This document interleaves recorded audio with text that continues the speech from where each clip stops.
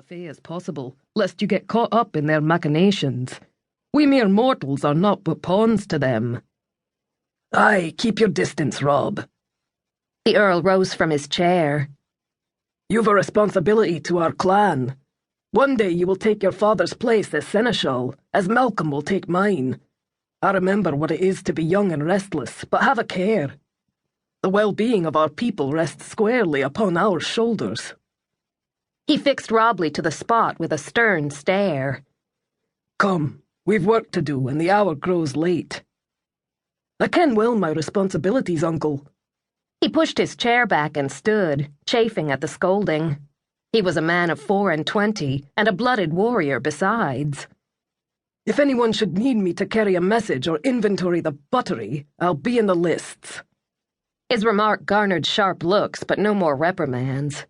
Striding out of the solar, he contemplated his situation. He could let his family arrange a marriage for him. Mayhap he'd even come to care for whomever they chose, but would he love her?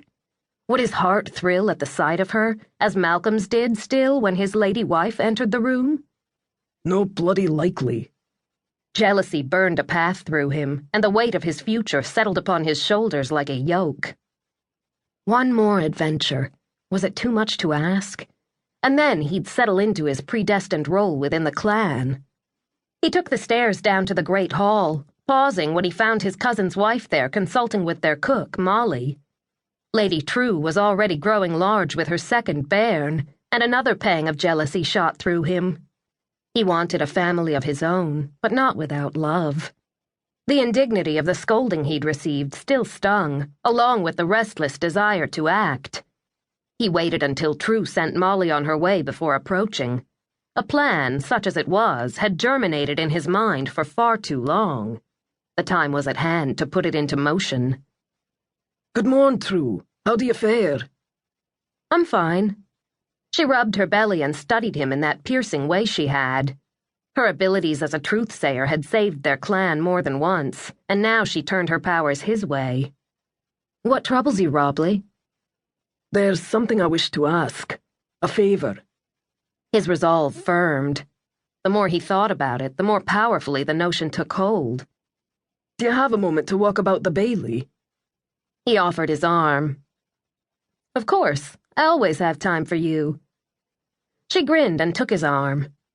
If it's within my power to help, you know I will, but I sense whatever it is will be met with opposition from our family. Aye, which is why we will keep it between ourselves. He led her out the door. Deep into summer, the air was warm, and the sky held fat clouds to offer shade from the hot sun. Do you recall the time I helped you secure weapons against Malcolm's wishes? Of course I do. She laughed.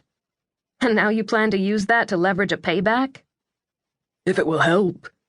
He drew a breath, gathering all of his courage and determination. I wish to visit the future. Nay, that does not describe what I feel. He shook his head. It's something I must do, and I cannot free myself from the certainty that I'm meant to go there for some reason. Her brow furrowed as she studied him once again. It's possible that what you feel is a form of manipulation. Her expression filled with concern. You know I don't have the power to send you to the future, nor do I have the power to prevent you from trying to get there on your own. Madame Giselle sought me out because of the little bit of fairy blood running through my veins. You know how Giselle loves to meddle.